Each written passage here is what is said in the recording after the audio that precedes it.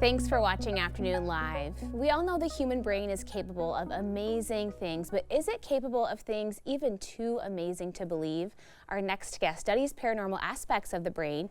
He's here to share some of his latest research. We welcome back the author of Becoming Psychic, Lessons from the Minds of Mediums, Healers, and Psychics, Psychologist Tarrant. It's great to see you again. Good to see you. So I think we have we think we have a good understanding of what's going on in our brains, but maybe there's even more there than we can even comprehend sometimes?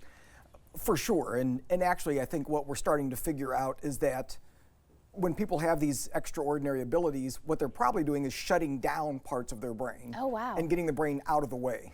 Okay, Yeah. well, that makes sense. So let's talk about psychokinesis. Tell me Okay. about what that means and what you've been able to observe.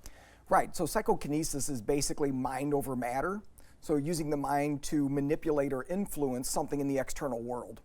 So the big example, of course, is like Star Wars, lifting the X-Wing fighter out of the Dagobah swamp, right? You know, that's huge. We don't usually see stuff like that. That's a big one, yeah. And that's stuff like that is called macro PK, macro psychokinesis. It's big things you can observe. And usually when we see people practice this, it's something like moving a pinwheel. Okay. So there'd be like an aluminum pinwheel on a nail or something like that you put a glass dome over so that wind can't influence it. Perfect. And then using your mind, essentially, people usually put their hands around it. Okay. I don't think that's necessary. Okay. It's just psychologically helpful Sure. to get the pinwheel to move, right? But there's another branch that's called micro PK, which is studying very small things that we can influence with the mind. And this is what most research does. Okay. And so basically it'd be like having a random number generator on a computer that is essentially like a coin flipper. It's doing ones and zeros in the background, just constantly. And so you should be getting about 50% zeros and 50% ones.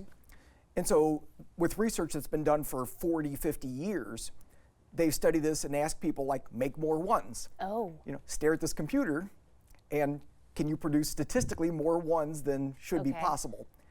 And we know from decades of research that people can do this, that we all can do this. A lot of this research was just with people they grabbed off the streets, so to speak. So how are people using their brains to accomplish something like that? What's actually going on behind the scenes? Actually, for this part, as much as the work I do involves looking at the brains, I actually don't have much good data with psychokinesis. But what's funny about that is just from talking to people that practice this, and I've practiced it myself a little bit, it actually doesn't feel like it's a very different state of consciousness. Oh, interesting. Which is different than something like mediumship or some sort of a psychic practice. It actually almost just feels like you're doing nothing. It's like being relaxed, having fun, being curious, believing in it. And it just happens. Almost like that flow state people talk about sometimes? I think it is a little bit like the flow state. It's very easy and relaxed and comfortable, and you can't, if you try too hard, it doesn't work. Okay, that makes sense. Yeah. Tell me about the idea of mind sight. Tell me what that means, really. Yeah, so this is a newer area that I've gotten involved in, and mind sight is the ability of some people to put on a darkened out blindfold. So they've got special blindfolds that are created that have foam around the sides, so that it's just complete blackness, but yet they can see. Okay. And so this is the mind sight, right? And in fact, I've seen some people where they could put eye patches on and the blindfold and then something on top of that and still be able to identify playing cards, read a book. Here's some video of an example. Can you tell me what's going on here? Yeah, so this is Dahlia. She's kind of become the rock star face of mind sight. Okay. And yeah, you can see she's got patches on under her mask.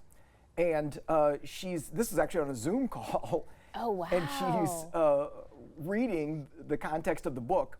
Here she's looking at stuff behind her. Oh my gosh. Right, so she's able to identify things that are not even in front of her, but kind of on that side or back angle. Okay. And so that's where this gets really weird, because what's actually going on here? We think that we need our eyes to see. Right.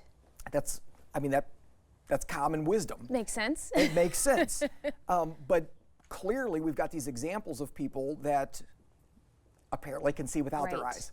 So do we have examples of what might be going on inside someone's brain in that scenario, activating these different parts of what's possible?